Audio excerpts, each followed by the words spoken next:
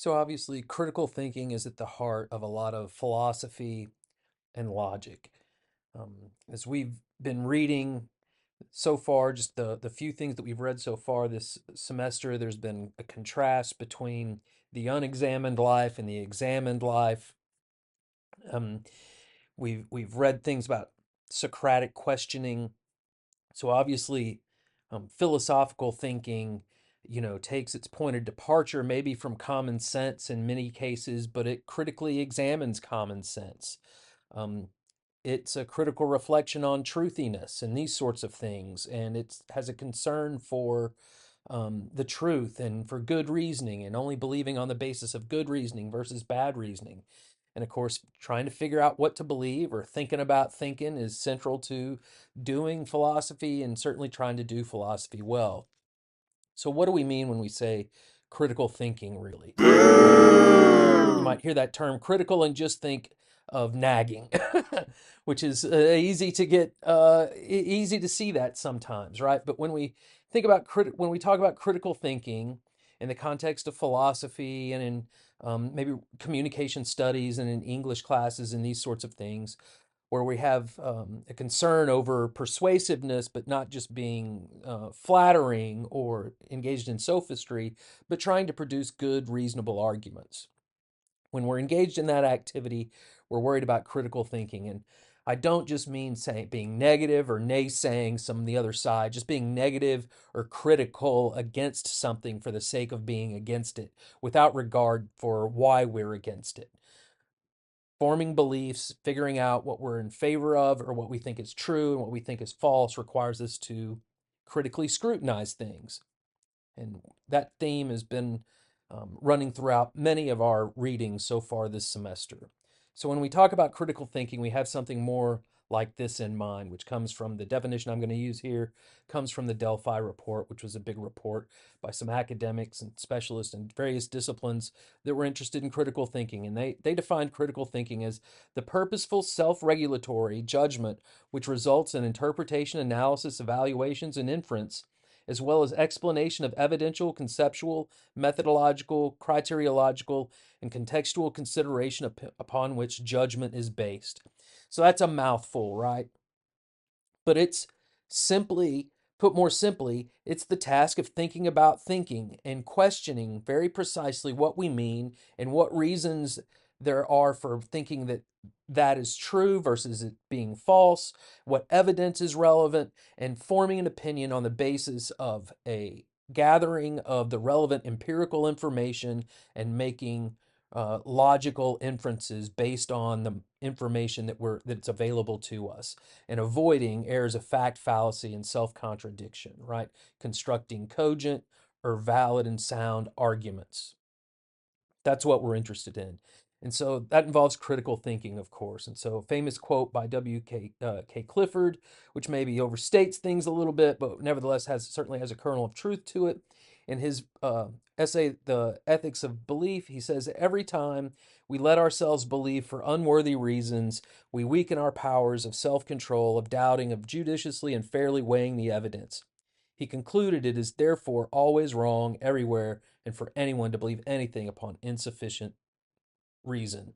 So that's a pretty bold statement and a fairly strong statement, but you get the basic idea, right? That if we don't exercise care with regard to what we believe, we weaken our abilities to regulate our own lives and to make decisions for ourselves that are in our own interest and concern our well-being, both personal and socially, right? So we don't want to be duped, right? I don't want to be duped. I don't want to believe false things. I certainly don't want to be engaged in any kind of self-deception. I want to try to work hard to avoid either being deceived by others because they're just repeating mistaken information or because they're maliciously trying to propagandize me or market to me in an unfair way or a duplicitous way. I don't want to be taken over by messaging that's flowery but not truthful and doesn't have concern for good evidence and reasoning, especially when we're trying to figure out the big questions in life or the big questions of philosophy. We got to try to exercise to the best of our ability our capacities to cultivate our reason and to think critically and do that well. So, of course, we've talked about Socratic questioning and how Socrates emphasized that questioning was very important. It was the pathway to seeking, figuring out what was true or not. We've looked at the Socratic method a couple of times and had a few references to it, both in one of the very first articles that we were probably assigned this semester from Young. He says what was important about Socrates' own defense, though, isn't so much what he says, as how he says it. He defends himself by questioning his accuser, Meletus, and leading him through a process of reasoning to try to debunk his own reasoning that he was offering against Socrates. So, again, we've talked about the Socratic method as a form of critical thinking and a method of doing philosophy.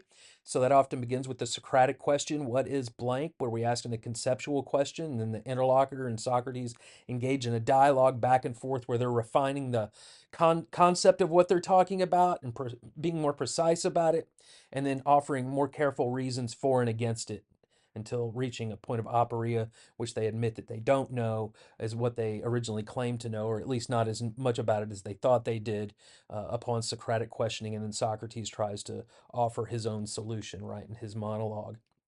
And we talked about how, examples of this in pop culture, examples of Socratic friendship, like between Kyle and Stan in South Park, or how another article I often use around this time in the semester is about Rick and Morty as Socratic television, because throughout many of the episodes, the characters are arguing back and forth about some value in a very way similar to the Socratic dialogues. And of course, being willing to engage in critical thinking requires, exercising, having certain levels, at least, in being open enough to question things. Of course, we've talked about dogmatism a little bit, and it'll come up again later in the semester when we cover intellectual vices and talk about echo chambers, maybe. But Aristotle famously remarked that virtue is partly intellectual. It has to do with what we're learning, right? And we need to be open-minded enough to consider the possibility that we're wrong and to gather evidence and to be critical thinkers and form our beliefs on the basis of a careful analysis of things. And in doing that, that's going to require that we exercise certain attitudes towards things, not be closed-minded, or at least not so closed-minded that we're unwilling to reflect critically about our own beliefs, especially when we're asking other people to believe them, maybe. And again, I don't want to be duped myself. I don't want to be closed-minded. If I'm closed-minded, I may get something wrong. I don't want to get it wrong, right?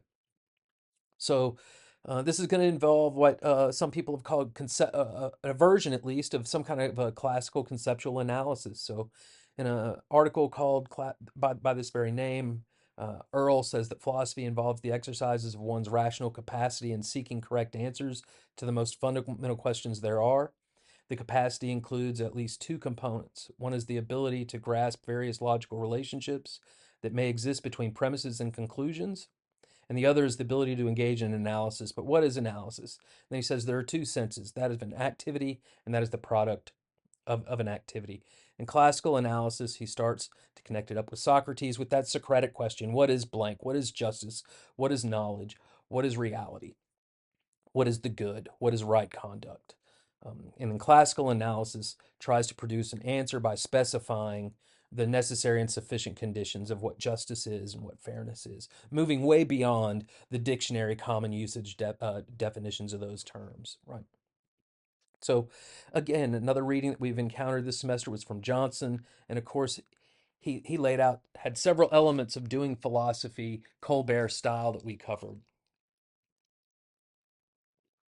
And that included the principle of charity, interpreting things in the most charitable way to make so that they're the best case, um, not judge things unfairly, avoid self contradiction, gut thinking, and so forth. He drew a distinction between intuition and gut thinking. Again, gut thinking is kind of the opposite of critical thinking. He emphasized the idea that we have epistemic right to what's rationally justifiable, what can be supported by reasonable arguments. There's a concern for truth involved, supporting one's own views with evidence and bearing the burden of proof, abandoning unsupported belief and remaining agnostic when there's not enough evidence to really draw even a tentative conclusion. So, some methodological principles for critical thinking that we can get from this: exercising the principle of charity, um, intellectual honesty, and avoiding special pleading or double standard fallacies. We should expect and shouldn't expect others to have a higher burden of proof for the positions we don't have and a lower burden of proof for our preferred views. That would, of course, be a double standard there. And we have to accept the burden of proof. So when we argue for a claim, we got to be willing to support that claim and come up with some uh, plausibly good reasons in favor of it and evidence if it's relevant. And so adapted this outsider test argument from another context to be more broad for us as an example of a critical thinking argument. And of course, we're all raised to believe various things because of the time and places that we're raised that influence what views are available to us and what views we could come up with out of those. And so, obviously, our time and place and history uh, are going to influence some of the things we believe, right? And so, it's very possible that many of the beliefs that we have may not be true, right? Because of the diversity of beliefs, just the sheer number of different beliefs about those topics that there are. And so we can think of this as an outsider test argument, how to think critically about our beliefs. So just adapting it for just basically any really significant belief. So he says the first part of the argument in premise one there, line one is rational, well intentioned, inquisitive people across the world through history adopt a wide range of beliefs due, at least in part, to their different upbringings and cultural heritages. Many of our current beliefs are likely to be dependent upon upbringing and culture rather than conclusions of critical thought and logical reasoning, research, and so forth. And what he's getting at is no systematic study. Um, it would be an extraordinary coincidence if each of us just happened to be raised to believe only true beliefs, given the number of conflicting different beliefs that there are that people are raised to believe. So it's more likely that any one of my beliefs was formed as a result of upbringing and heritage rather than rational inquiry. Thus, the best way to test any particular belief is by adopting the perspective of an outsider, applying the same skeptical attitude towards my preferred beliefs as I do towards beliefs that I do not hold. So he's trying to wrap in there this idea of thinking critically not only about what other people ask us to believe, but the beliefs that we find ourselves with already, to engage in a little self reflective, critical thinking there. Of course, we got to worry about things like cognitive biases when we're engaged in this sort of reasoning. So, lots of empirical studies show that human beings suffer from all sorts of cognitive biases. Probably no shock to anybody. You've probably heard of things like confirmation bias or maybe motivated reasoning. We're often dismissive of evidence that doesn't fit our preferred views. We interpret new evidence in ways that confirms those pre-existing views. We overestimate bias that's more readily available to us, or we weight it heavier. There's all sorts of cognitive biases and cognitive hazards that we have to worry about. So you can very easily research some of those. I really recommend looking at things like the backfire effect, Dunning-Kruger effect, confirmation bias, and framing bias, and these sorts of things. These are all interesting cognitive biases that we're all prone to, and that we all fall victim to on occasion. So, but the more you know, the better off you are armed against maybe committing them. Maybe a little bit less if we just learn a little bit more about them and how to recognize them in ourselves. And then, of course, we need, as I mentioned before, it requires a certain level of open mindedness here. And so, obviously, kind of critical thinking is going to be blocked by intellectual or epistemic biases, things like truthiness or gut thinking. Maybe we've covered Frankfurt's notion of BS. Both of those have to do with a lack of concern for the truth, right? So, that's a kind of attitude that would get in the way of gaining new knowledge. So, an epistemic or intellectual vice, a lack of intellectual curiosity, intellectual laziness, in other words, willful ignorance or wishful thinking, and then the most probably clear example of an intellectual vice, dogmatism or closed-minded, people that just refuse to even question what it is that they most ardently believe because, for whatever reason. Uh, Cover more about that sort of thing later on in the semester when we get to echo chambers and epistemic vices right here. Just want to introduce that basic idea of something, being in the way of critical thinking, a kind of obstacle to it. And so that'll do it for a little quick overview of what we mean by critical thinking when we're looking at stuff in philosophy and logic and communication in English classes where you're going to be studying fallacies, maybe studying different rhetorical techniques and things like this in an effort to avoid them and in an effort to learn how to produce well-reasoned and informed arguments that avoid some common errors in reasoning.